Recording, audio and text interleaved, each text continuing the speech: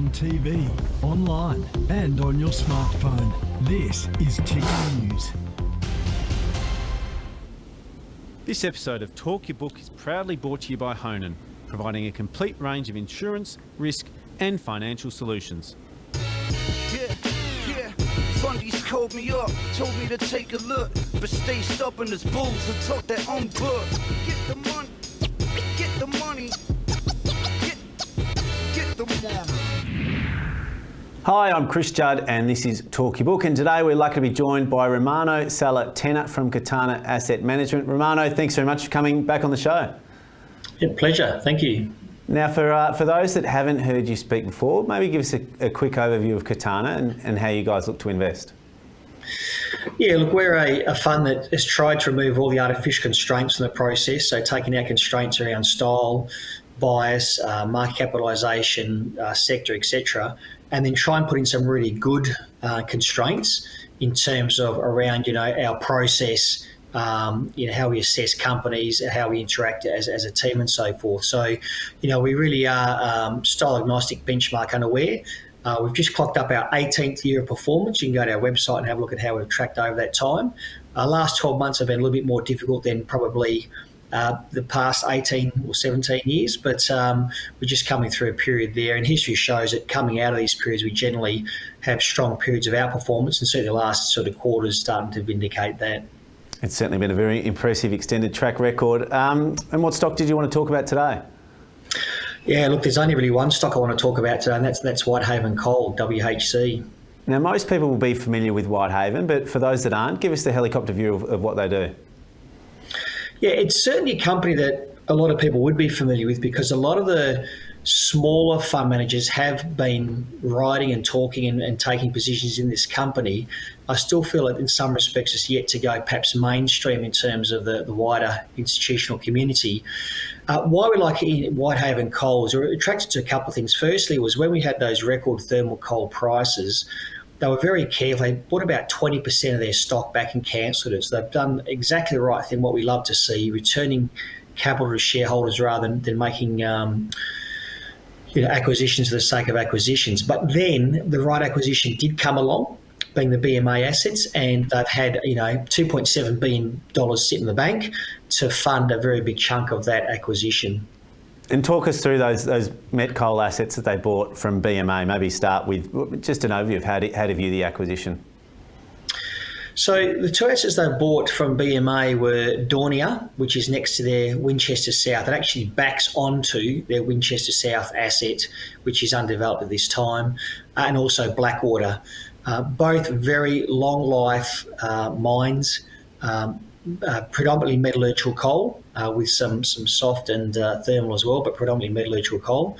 And we know when you buy assets from one of the majors like a BHP or a Rio or an Anglo, the assets are tier one assets that have been properly maintained and properly capitalised throughout their life cycle. So they're buying good assets with long mine lives, and those assets make a lot of strategic sense given their proximity to existing assets. And the broader group now is around 50-50 split between thermal and met coal. How do you view that, and do you find that a more attractive mix than being predominantly a thermal coal producer? Yes, certainly. In terms of production, it's close to 50-50 now, and importantly, in terms of revenue, it's probably more like 70-30. So 70% of the revenue now will come from metallurgical coal, given the higher price, 30% from thermal. Now, that does have some nice benefits in terms of the ESG profile, albeit I think the thermal coal aspect will probably still prohibit most ESG funds or ESG conscious investors from taking a position at this time. But nonetheless, it certainly diversifies. They go from 2 to 4 mines. They go, they diversify geographically across states, diversify across asset class and customers. So it becomes a much bigger, more diversified conglomerate, or coal conglomerate. But importantly, yes, as you say, it's got that metallurgical aspect. And they're extremely long life, as you touched on, the new assets they bought, but will come with some capital outlays. What are you expecting there over the next 3 years in terms of capital that will need to be invested in the new projects? Yes, Blackwater's a 40-year mine life and current reserves, and Daunia is more like sort of 17 or so, give or take. But Daunia, as we say, is it does literally border Winchester South, which means that, you know, you could see another sort of 20 plus years in the fullness of time added to that mine life as well. So both very long life assets. We actually aren't modelling too much in the way of CapEx right at the moment in terms of these mines. We think they've been well capitalised leading up to it. I know there's been a bit of commentary around it. We're actually not too bad in terms of what we see. We think they're going to have a pretty clear run and be able to use a lot of those cash flows to pay back vendor finance, which is one of the big attractive aspects of the deal for us. And is there any noise that they'll sell a portion of these assets, or do you think they'll remain fully funded internally from Whitehaven? There's certainly a strong speculation they will sell 20% of the Blackwater mine, which is, you know, the larger of the two and the longer life asset. And it certainly would be attractive for a lot of offshore customers that really want to lock in that metallurgical, you know, supply over the long term. Is those Japanese trading houses, are they the groups that get spoken about as being a potential partner for that transaction?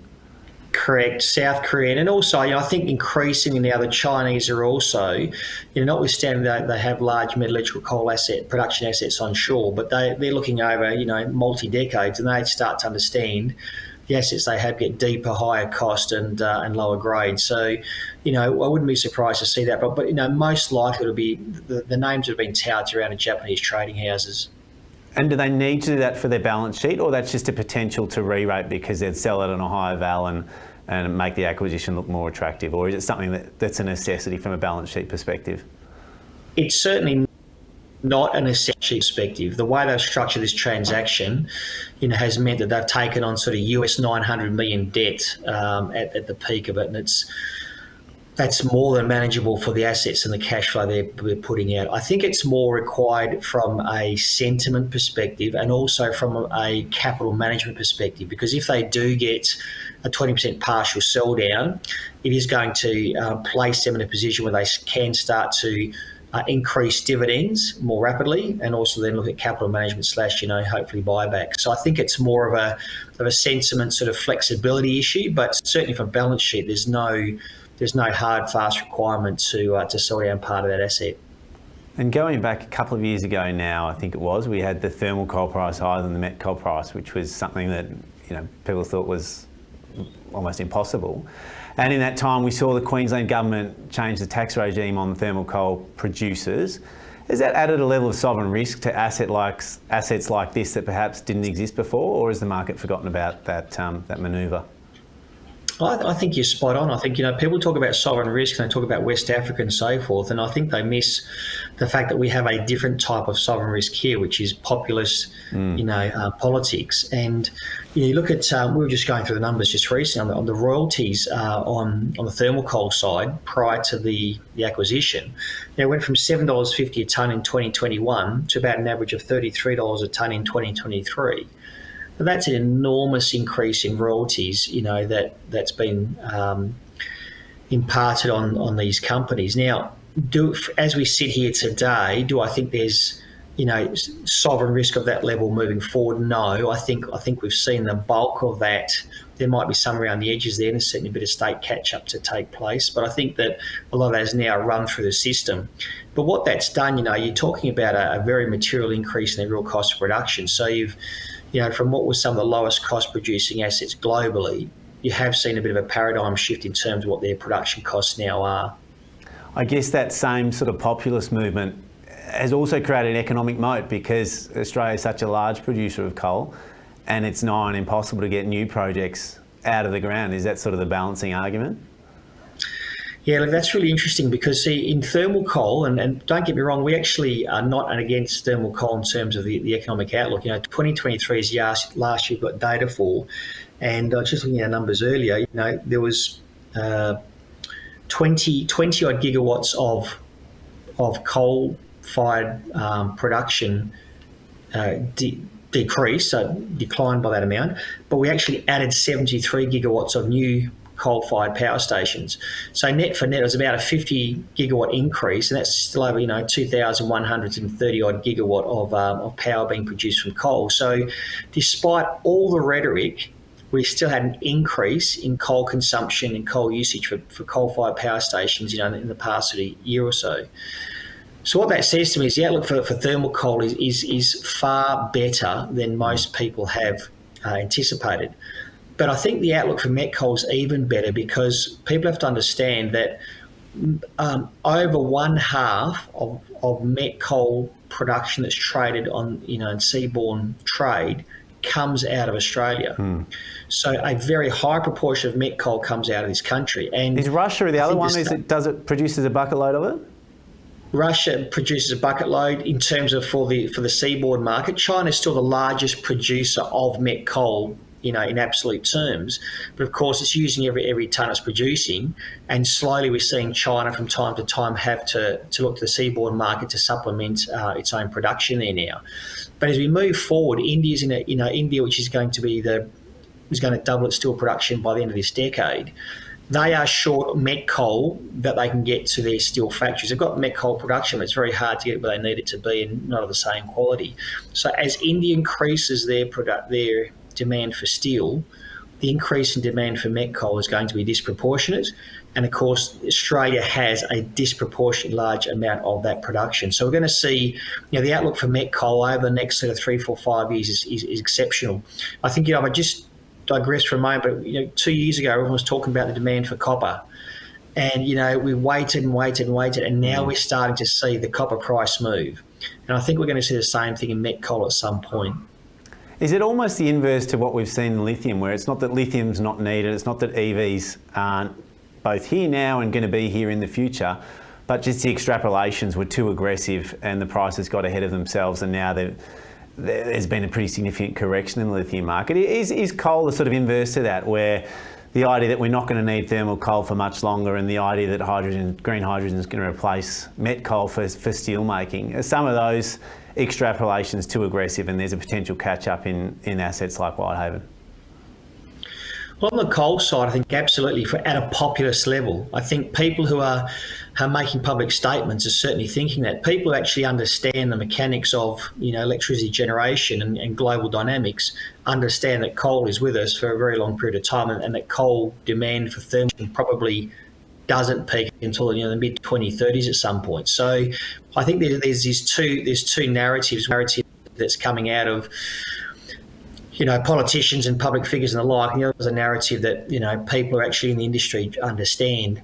Lithium's an interesting one because I think the biggest issue there was, yes, there was certainly too aggressive extrapolation on the demand side, but I think also people were absolutely surprised by how quickly the supply side responded. 50% of global lithium production now is out of WA, hard rock mines, and that was just completely unexpected. And talk us through, let's go dig into the numbers then. Talk us through what Whitehaven's balance sheet looks like post this acquisition. Yeah, look, from a debt perspective, we're not even too focused on it. We've got sort of sub 19%. The cash flow, what they can do, the EBITDA multiples are multiple times the debt in a normal cycle. So from our point of view, it's a non-issue. What we are focused on is valuations, and we sort of comparing it with three different peer groups, with the ASX 100, which it falls in, with the materials sector, and with global coal peers. And on all three, it is trading at a substantial discount. I can run through those numbers if you like there, but we're seeing a substantial discount to valuation to all three. Yeah, go through it. Go through what their multiple is, and that sort of comparison would be interesting. Yeah. So if you look, for example, in the ASX 100, you're talking about an 80% discount. It's the cheapest stock in the ASX 100 at the moment, about 4.7 times PER, and that's conservatively speaking. So that's not using spot prices, but more of a consensus view.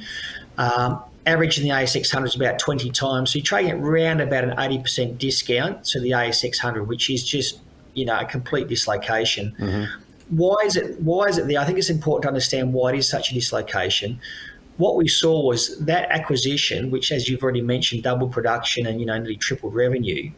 It was funded without the issue of one single share. It was really literally a case study in how to make an acquisition.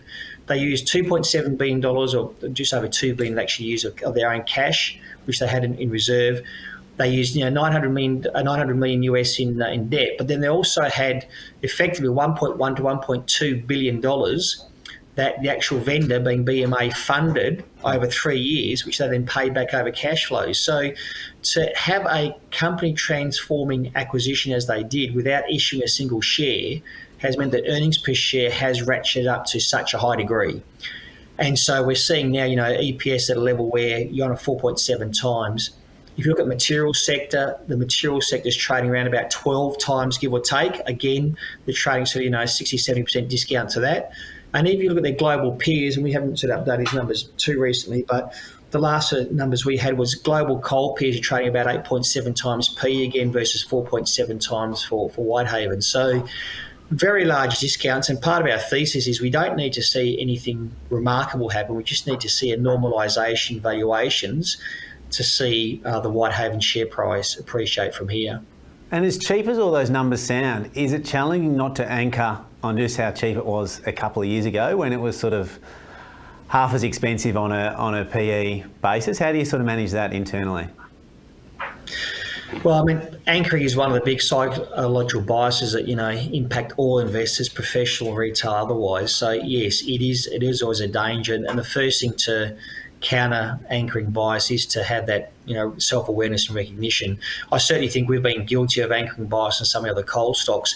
I do think, however, that because we have seen, such a transformative acquisition, and even though the PE is still, twice what it was, this PE is going to stick. We always knew that when thermal coal price ran to $450 US a tonne, that was a blip, that was a spike up and down. So we knew that, I don't think anyone got anchored to those numbers. Yeah. But I do think now these numbers are sustainable.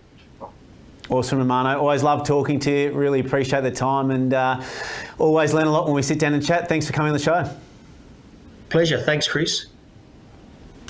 Thanks, guys. You've been watching Talk Your Book. Appreciate your time. We'll see you the same time next week.